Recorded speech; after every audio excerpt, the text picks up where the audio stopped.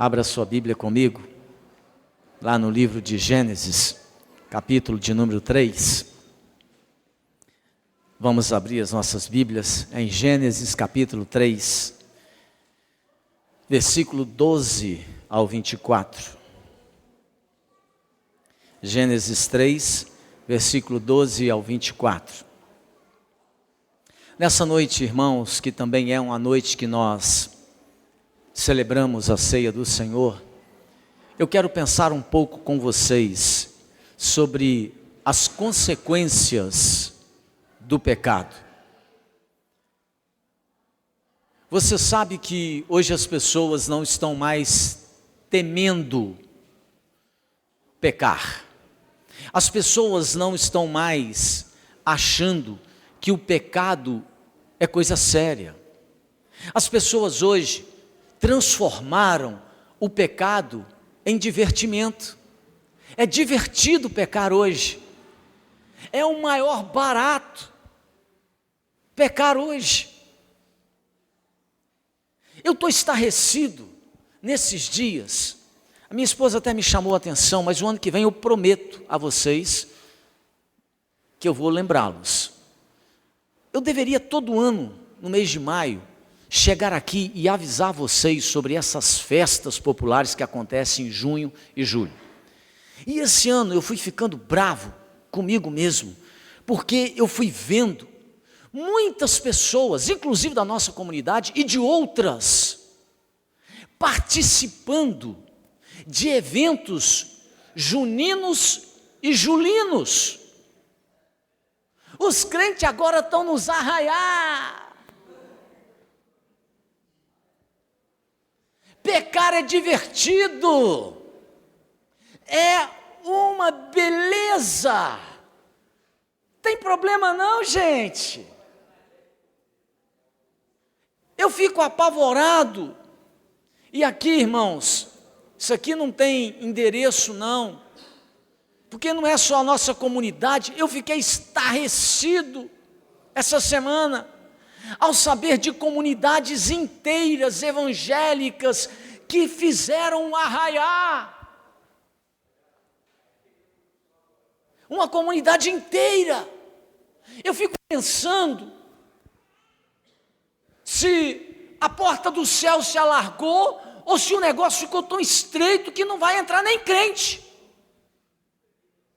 Como é que alguém pode colocar a filha, como eu vi por aí, dançando numa festa julina, na escola? Será que você não tem discernimento, cidadão? Eu sou seu pastor, eu estou te orientando há 19 anos, e a sua filha participa de arraiar na escola. Pecar se tornou divertido para os crentes. Você não sabe a consequência do pecado. Eu vou te dizer hoje qual foi a consequência do pecado. A consequência do pecado custou a vida do unigênito Filho de Deus na cruz do Calvário. Não é para você ficar em arraiar, não é para você ficar embalada, não é para você ficar enchendo a sua cara à vontade e achar que isso tem nada a ver. Nós hoje perdemos a noção das consequências do pecado. Os caras se dizem crentes, mas estão na maior pegação das mulheres. As mulheres se dizem crentes e estão na maior pegação com os caras. As pessoas se dizem crentes, mas quando você olha para elas, você não consegue identificar luz, verdade. Você não consegue identificar caráter sadio, retidão, conduta ilibada. Você não vê. E eles são crentes. Crente nada, vocês vão queimar no fogo do inferno se não mudar de vida. Não estou bravo não. Eu não estou bravo. Eu só estou expressando a verdade do Evangelho. Me deu um nó na garganta quando eu fui vendo as postagens. E eu não sou de entrar em rede social não, mas por acaso eu vi algumas pessoas até da minha comunidade nesse troço. Será que todo ano eu tenho que te ficar falando que festa junina e julina é celebração aos santos, é reverência às entidades, que por detrás de cada uma dessas imagens, Paulo diz em Coríntios, e você já leu tantas vezes, que existe uma força demoníaca terrível. E você acha que você vai participar desses eventos sem sofrer consequências? Preste atenção nas consequências do pecado. Veja, Gênesis 3:12 diz assim: então disse o homem: a mulher que me destes por esposa, ela me deu da árvore e eu comi. Disse o Senhor Deus à mulher: que é isso que fizeste? Respondeu a mulher: a serpente me enganou e eu comi. Então o Senhor Deus disse à serpente: visto que isso fizeste, maldita és entre todos os animais domésticos, e o és entre todos os animais selváticos. Rastejarás sobre o teu ventre e comerás pó todos os dias da tua vida. Porém, inimizade entre ti e a mulher, entre a tua descendência e o seu descendente. Este te ferirá a cabeça, e tu lhe ferirás o calcanhar. E a mulher disse: multiplicarei sobremodo os sofrimentos da tua gravidez. Em meio de dores darás à luz filhos. O teu desejo será para o teu marido, e ele te governará. E a Adão disse: visto que atendeste à voz da tua mulher, e comeste da árvore que eu te ordenara não comesses, maldita é a terra por tua causa. Em fadigas obterás dela o sustento durante os dias da tua vida. Ela produzirá também cardos e abrolhos, e tu comerás a erva do campo. No suor do rosto comerás o teu pão, até que tornes à terra, pois dela fostes formado, porque tu és pó, e ao pó tornarás. E deu o homem o nome de Eva à sua mulher, por ser a mãe de todos os seres humanos. Fez o Senhor Deus vestimenta de peles para Adão e sua mulher, e os vestiu.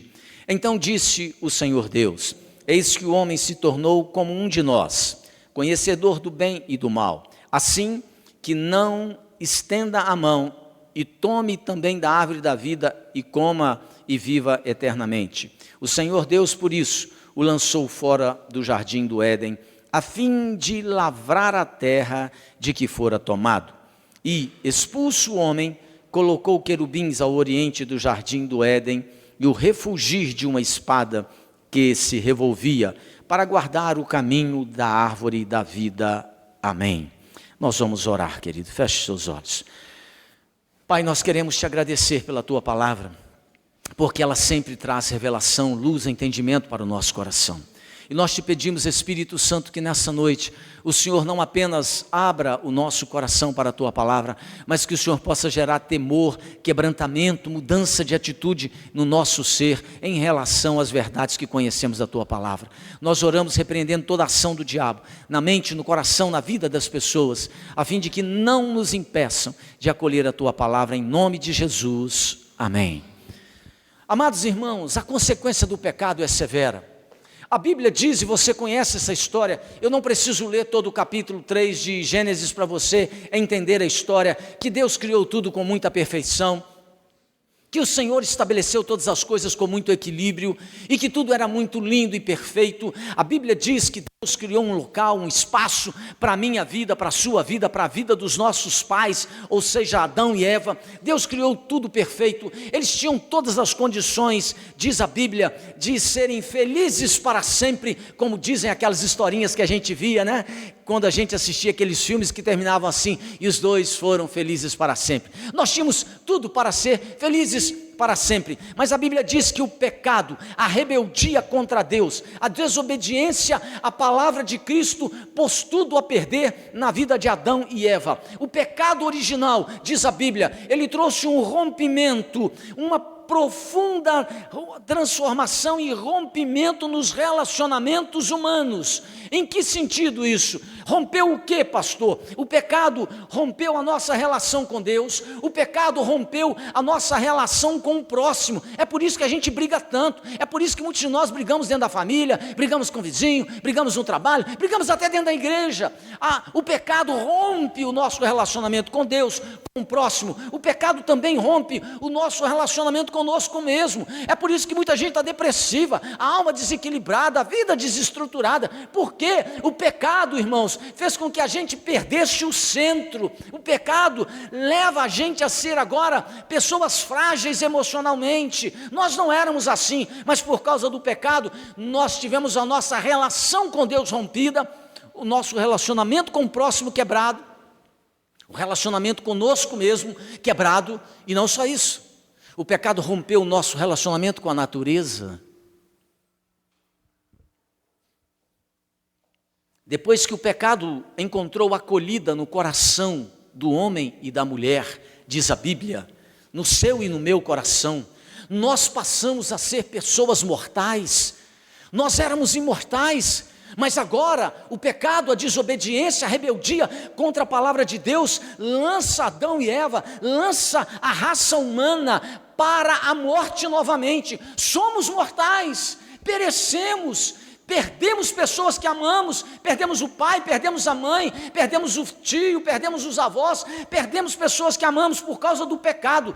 Todos pecamos, diz a palavra de Deus, pecamos por obras, pecamos por omissão e pecamos também, revela para nós a palavra de Deus, por pensamentos. E esse texto que lemos fala das consequências terríveis que o pecado trouxe para a nossa vida. E quais foram as consequências terríveis que o pecado trouxe para a nossa vida? Por isso que brincar com o pecado é o maior perigo que a pessoa pode cometer na sua existência. E hoje, a sociedade acha divertido pecar. É bacana. Não. Nós estamos num ano de campanha política, de eleições. Cuidado em quem você vai votar. Como que um crente vai votar em gente que defende a liberação de drogas? Porque é divertido. Uma maconhazinha, gente, tenha paciência, vai deixar você de boa. Você vai votar eu quero saber de você que é crente, se você ficar bravo comigo, patavinas. Como é que crente vota em partido que defende liberação de droga? Como é que crente vota em partido que defende, por exemplo, aborto? Como é que crente vota? Como é que você que é crente diante de Deus vai se justificar um dia com isso? Eu não entendo. Descriminalizar coisas que são terríveis para a história das pessoas. Tudo que nós combatemos, mas você vota nesses partidos, nesse bando de loucos que estão soltos por aí. Não é a torcida do Corinthians não, viu? O Emerson, os corintianos, nem todo corintiano é doido não. Mas quais são as consequências? Veja, a Bíblia diz quais são as consequências do pecado e as pessoas não estão entendendo isso. Em primeiro lugar, a palavra de Deus diz aí nesse texto que o pecado trouxe conflito para o casamento. Veja o que diz aí o verso 12, ele diz assim: então disse o homem, a mulher que me deste por esposa, ela me deu da árvore e eu comi. Diz a Bíblia que quando o pecado se estabeleceu, a primeira coisa que o pecado trouxe foi um conflito para o casamento. É por isso que tanta gente briga dentro do casamento, sabe por quê? Não é porque seu marido é chato, sua mulher é turrona, não é por causa do pecado. A Bíblia diz que a relação mais íntima entre os seres humanos, que é a relação conjugal, ela foi atingida duramente pelo pecado. Adão culpou a sua mulher pela tragédia da queda, em vez de ele assumir a sua responsabilidade. Ali, a palavra de Deus diz que quando o pecado entra, ele gera uma ferida mortal, que nunca foi plenamente curada na vida dos casais. Ainda hoje, por exemplo, nós temos muitos maridos acusando as esposas E temos muitas esposas culpando os maridos pelo mau andamento do lar. É sempre um dizendo assim: eu faço força e você puxa para trás. Direto a gente tem essas discussões dentro de casa. Direto os maridos e mulheres se batem dentro das famílias. Direto os familiares estão tendo crises uns com os outros. O conflito conjugal é uma das guerras mais encardidas, mais chatas e duradouras que nós temos na história da humanidade. A relação conjugal, que deveria ser um encontro de beleza e encanto, de amor e de romantismo, ela foi contaminada, diz a palavra de Deus, pelo fermento das acusações amargas de um contra os outros. Sabe por quê? Porque o pecado entrou na vida de Adão e de Eva, e o relacionamento conjugal, que deveria ser tocado por um espírito de amor, de romantismo, ele foi invadido por uma erva daninha chamada intriga, acusação, e muitos conflitos se estabeleceram. A mágoa, ela caiu naquele tempero do amor e produziu na vida de muitos casais, e tem produzido na vida de muitos casais uma quebra do relacionamento, amargurou o relacionamento. É por isso que muitos casais hoje se divorciam, se separam, porque o pecado rompeu o relacionamento que havia entre homem e mulher.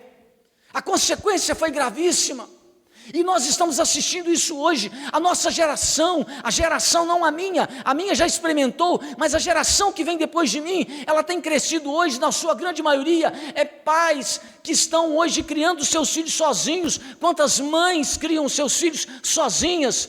Alguns pais também criam seus filhos sozinhos. Por quê? Porque o casamento acabou, porque o relacionamento se rompeu, houve mágoa que não foi superada, e tudo isso por causa do pecado. O conflito se estabeleceu nesse relacionamento por causa do pecado. O pecado destrói o casamento. Esse foi o primeiro problema, a primeira consequência. A segunda consequência do pecado é que ele trouxe o sofrimento. Veja o que a palavra de Deus diz no verso 16 desse texto de Gênesis 3. Diz aí o seguinte: e a mulher disse: multiplicarei sobremodo os sofrimentos da tua gravidez, em meio de dores darás à luz a filhos. A Bíblia diz que outra consequência do pecado foi que ele trouxe o sofrimento para a vida humana. Não havia sofrimento. O pecado trouxe consequências desastrosas para o ser humano e para a natureza. A Bíblia diz que aqui nesse verso 16, Deus volta a sua atenção para a mulher e diz a ela que a dor e o sofrimento é o cálice amargo que é servido no banquete do pecado.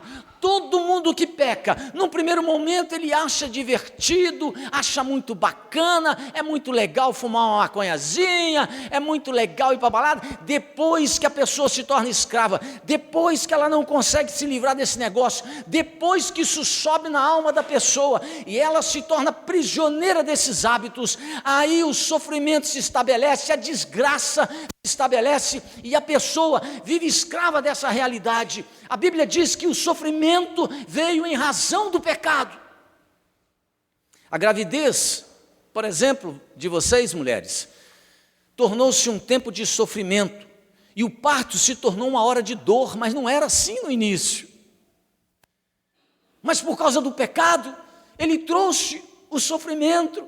A alegria da maternidade, diz a palavra de Deus aqui, ela foi misturada com o drama do sofrimento por causa do pecado. Deus não projetou assim no início. Além disso, aquela gostosa relação conjugal que deveria existir entre a esposa e o marido, ela foi substituída pelo domínio do marido sobre a mulher. Por isso que no final do verso 16, Deus diz a Eva o seguinte: o teu desejo será para o teu marido e ele te governará. Vocês mulheres podem dar tiro, sapatear, pular, virar o mundo do avesso, mas nada vai mudar essa ordem de Deus. E não era assim no início. Não havia governo de homem sobre mulher, até pecar. Mas o pecado entrou. O pecado é um barato, gente. O pecado é divertido no início. Ele é muito descolado. O problema, meu amigo Geraldo, é as consequências que vêm depois. E a Bíblia diz que a consequência foi sofrimento. Todo pecado vai gerar sofrimento, você está me ouvindo? Você pode achar o maior barato, mas todo pecado vai gerar sofrimento, dor, perda, na vida de quem quer que seja. A terceira consequência é que o pecado trouxe um negócio chamado fadiga. Está aí no verso de número 17. Depois de sentenciar a mulher, Deus se volta para o homem. E Deus diz a ele aí no verso 17 o seguinte: visto que atendeste à voz da tua mulher, e comeste da árvore que eu te ordenara não comesses, maldita é a terra por tua causa, em fadigas, olha isso, obterás dela o sustento durante os dias da tua vida. Antes do homem pecar, a Bíblia diz que o trabalho era um prazer, o trabalho era um momento extraordinário de edificação para a vida do ser humano. O trabalho, ele era algo prazeroso, mas agora quando o homem peca, ele se torna penoso, a natureza não seria mais favorável ao homem e à mulher, agora floresceriam naturalmente não mais os frutos deliciosos das árvores que havia no jardim e no mundo, mas agora floresceriam naturalmente espinhos, abrolhos, praga, erva daninha, e isso colocaria a vida do homem como colocou de fato, e nós temos presenciado isso em situação difícil. A fadiga e o suor do rosto seriam os nossos companheiros todos os dias da nossa sobrevivência. E tem sido assim, irmãos. Quantos de vocês não estão cansados, estressados, sobrecarregados? Quem trabalha em banco, né, William, sabe disso. Quem trabalha em banco tem meta para bater e os caras estão cobrando e você fica cansado. Empresa tem meta para bater, você fica cansado. Eu tenho um menino vai fazer 19 anos, ele já está preocupado lá como estagiário, ele está preocupado. Pai, eu preciso fazer alguma coisa lá para dar resultado para a agência. Já tá, eu olhei para o menino de 19 anos, já está preocupado em atingir alguma meta. Já está estressado, já está cansado. Você está cansado, imagina, vai vender café, cotação de café, Eric, subiu, caiu, vende, nossa, tomei um prejuízo. Você trabalha pesado, você é pedreiro, você é ajudante de pedreiro, não é? Você agente penitenciário, né, Mauro? Vai lidar com aquele tudo, quem é policial e toda função que você é cozinheira, dona de casa tem trabalho para encardir, irmão. É roupa para lavar, é roupa para passar, é casa para limpar, o troço chato. E o marido acha que é uma moleza. Moleza porque você não tem que olhar dois meninos, um menino, né, dar conta da casa e te dar uma comidinha gostosa, né? É cansativo. Fadiga, cansaço. Sabe por que você experimenta isso? E eu? Por causa do pecado. Consequência do pecado. A quarta consequência do pecado é que o pecado trouxe a solidão. O verso 23 diz assim: o Senhor Deus, por isso, o lançou fora do jardim do Éden, a fim de lavrar a terra de que fora tomado. Veja, a Bíblia diz que Deus expulsou Adão e Eva do jardim, e isso é prova de que o pecado não é ganho, o pecado é perda. Adão perdeu a sua inocência, perdeu a sua comunhão com Deus, com a sua mulher e com a própria natureza, e ele se tornou, a partir do momento que o pecado entrou no seu coração, um ser em conflito consigo mesmo e um ser em conflito com o meio ambiente aonde ele vivia. A solidão foi o cálice que Adão teve que beber até o fim da sua vida. Às vezes você vive aquele sentimento constante de que ninguém te compreende. E você ainda costuma falar isso. Você não me compreende. A mulher fala, mas você não me entende. E o marido também vira para a mulher e fala: você também não me compreende? É os dois vivendo a experiência da solidão íntima, fruto do pecado, aonde você não se sente acolhido nem pela esposa, nem pela própria família. Não precisa estar em guerra lá dentro de casa não. Sabe aquele negócio que você se sente meio desajustado dentro da sua própria vida? É a solidão provocada pelo pecado, porque o pecado rompeu o nosso relacionamento com Deus, e quando nós tínhamos um relacionamento perfeito com Deus, não havia solidão, havia plenitude, havia uma realidade aonde nós éramos plenos. Mas agora você é tomado por uma solidão que gera insatisfação. Quantos de vocês estão insatisfeitos? Não levanta a mão não, pelo amor de Deus, levanta a mão não, que vai dar muito trabalho para mim aqui hoje. É impressionante a nossa insatisfação, fruto da solidão, fruto do pecado que entrou.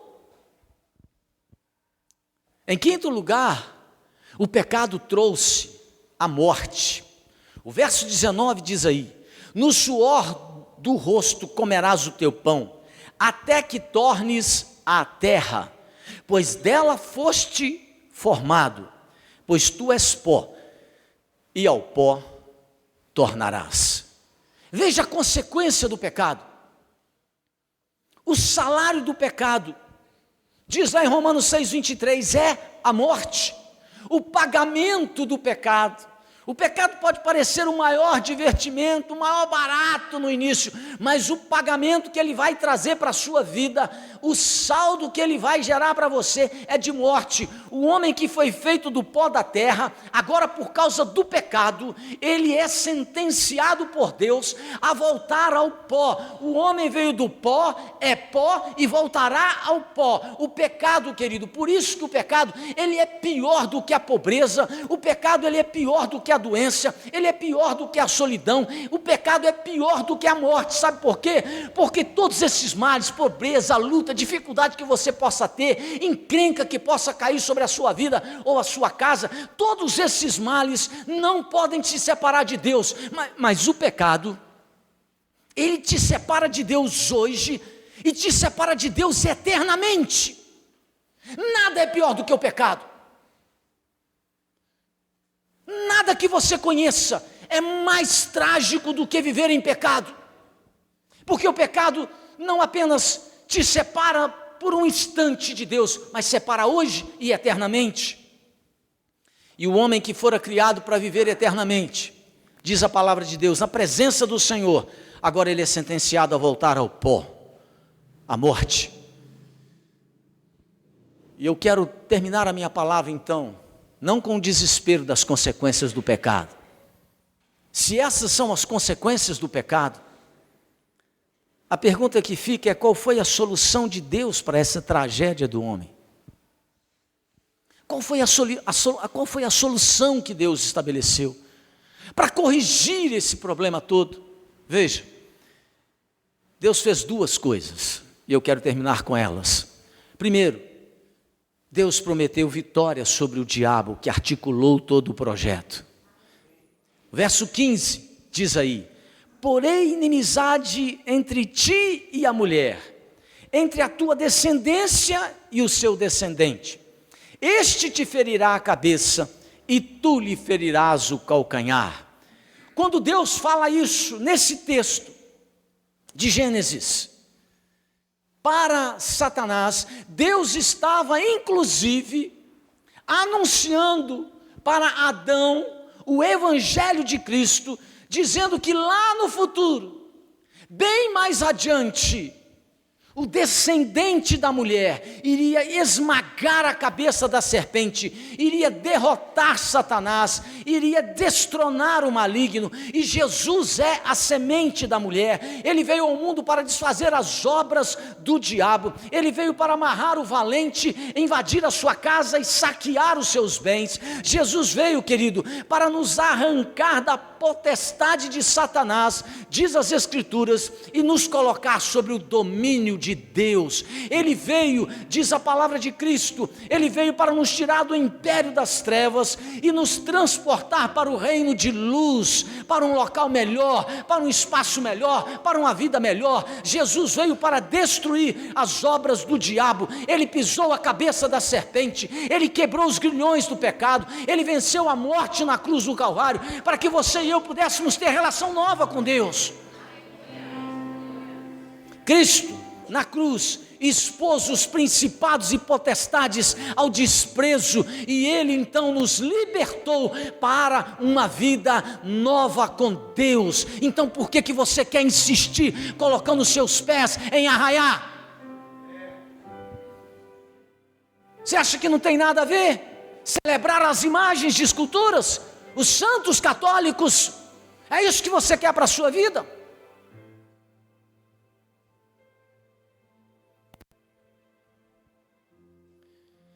Em segundo lugar, algo fantástico Deus realizou.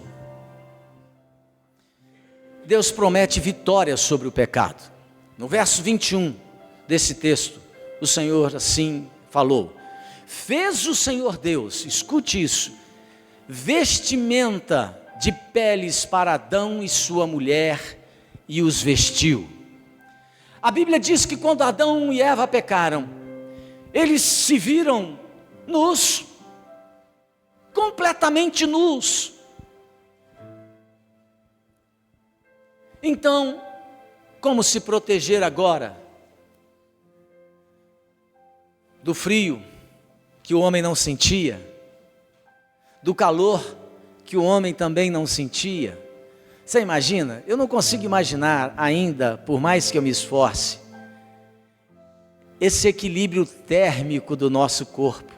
O sol podia brilhar a 40 graus que o homem não sentia calor, não suava, não suava. Podia bater um frio de 10 graus abaixo de zero, o homem não sentia na pele nada, havia equilíbrio, tranquilo. Só Deus para fazer esse equilíbrio, não é?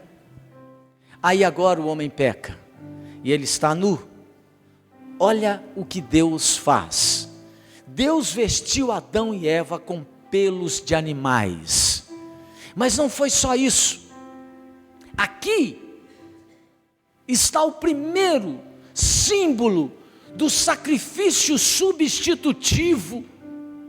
Para vestir Adão e Eva, Deus foi o primeiro a sacrificar um inocente.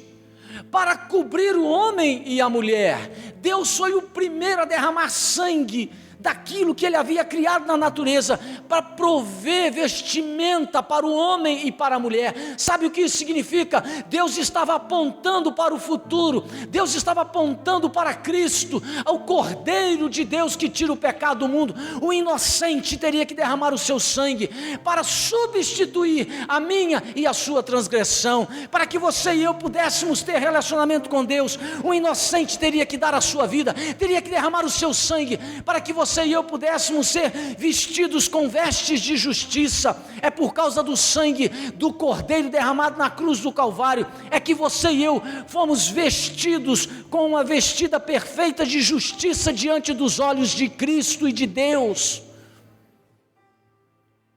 É por causa do sangue de Jesus derramado na cruz do Calvário, é que nós somos justificados, perdoados, aceitos por Deus na sua presença. O sangue de Jesus é o selo da nova aliança, e todas as vezes que nós paramos para fazer como vamos fazer hoje, paramos para celebrar a Santa Ceia, nós estamos aqui lembrando do Cordeiro que foi morto e que derramou o seu sangue para nos cobrir aos olhos de Deus e nos vestir de justiça, de santidade e de retidão pelo seu sangue derramado naquela cruz. Nós somos comprados, lavados e purificados pelo sangue de Jesus, cobertos pela sua justiça. E quando Deus então derrama sangue de um animal para vestir Adão e Eva. Ele estava então projetando, lançando luz no futuro, dizendo que se quiséssemos ter então um dia novamente o nosso relacionamento com Deus restabelecido, um inocente teria que pagar com a própria vida para que isso acontecesse. E eu termino então dizendo para você, as consequências do pecado: divórcio, família destruída, briga no casamento. As consequências do pecado, além do divórcio, das brigas no casamento, sofrimento, aquela unha encravada, sabe aquela unha encravada? Não existia. Ô troço complicado. Ô Douglas, não tinha problema de canal, ninguém perdia dente, nem cárie. Você quer um dentista bom? O Douglas está aqui, um dentista excelente. Mas aquele motorzinho Douglas, ô troço complicado. O pecado fez isso, irmãos. Dor, sofrimento. O pecado fez isso, consequência. Cansaço, fadiga. O pecado fez isso. Solidão. O pecado fez isso. O pecado trouxe a morte. E a solução de Deus é que você e eu precisamos nos apropriar da salvação que Jesus oferece.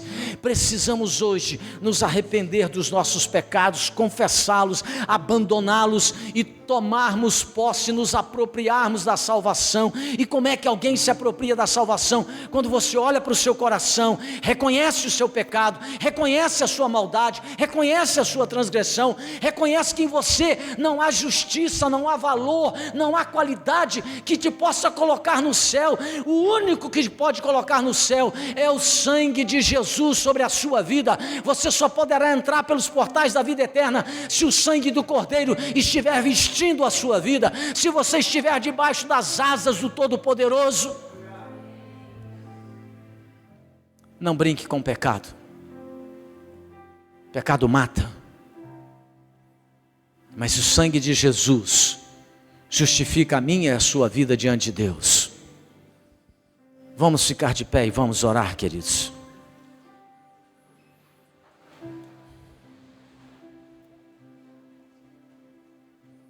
Eu quero orar com você nessa noite.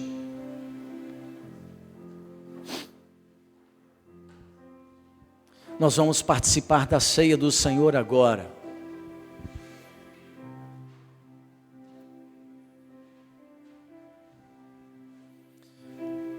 E preste atenção. Eu preciso dizer isso para você. Pastor, o senhor pregou isso aqui só por causa das festas de junho e julho? Não. Eu chamei a atenção de algumas pessoas. Eu não estou mandando recado aqui para ninguém não, viu, irmão? Que eu falo pessoalmente com a pessoa. Mas eu fiquei invocado de ver essa situação nesses meses. As pessoas não têm consciência. Será que todo ano eu tenho que vir aqui falar sobre isso? Não é só uma festinha, não é um divertimento inocente. Há maldições sobre a vida de quem participa disso. Ah, pastor, nós fizemos uma festa da roça. Tá bom. Você pode fazer festa da roça em agosto, em setembro, outubro, novembro, dezembro, janeiro, fevereiro, março, abril. Parou. Nesses meses que eles celebram aos santos, sai fora.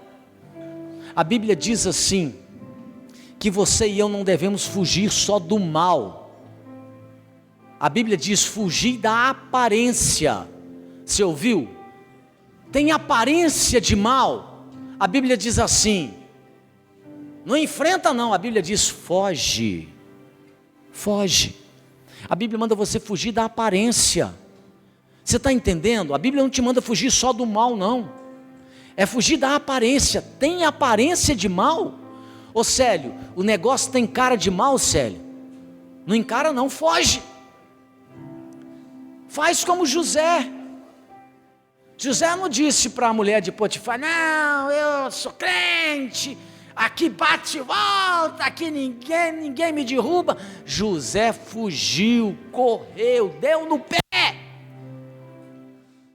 Foge da aparência do mal, viu, querido?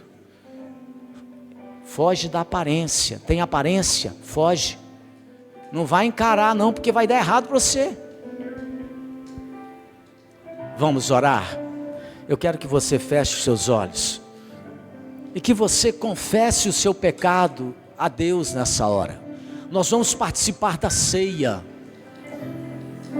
Para participar da Santa Ceia, nós precisamos estar em comunhão com Deus. Precisamos romper com aqueles pecados.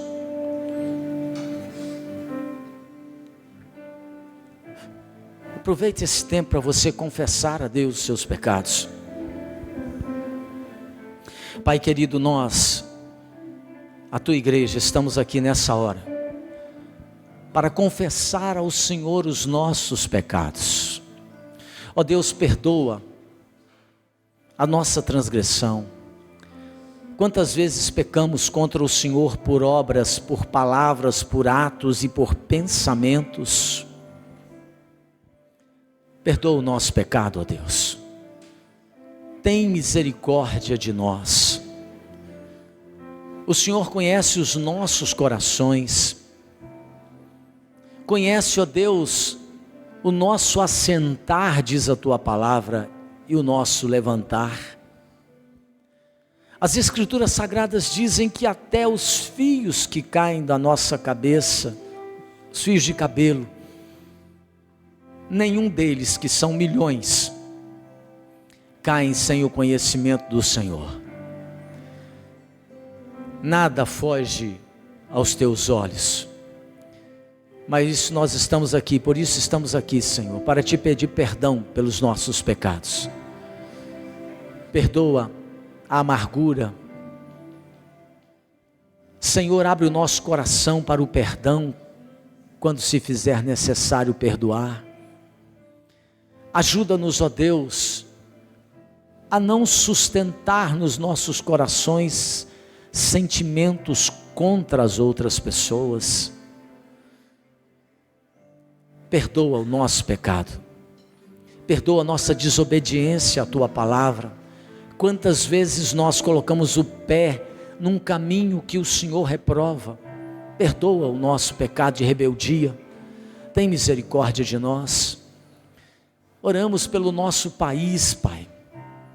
Perdoa nosso pecado como nação, pecado de idolatria, pecado de feitiçaria, pecado de derramar sangue inocente. Quantas pessoas assassinadas nesse país anualmente. Perdoa o nosso pecado. Tem misericórdia de nós. Lava-nos com teu sangue nesta hora, Pai. E ajuda-nos a viver uma vida de retidão na tua presença. Nós oramos em nome de Jesus. Amém.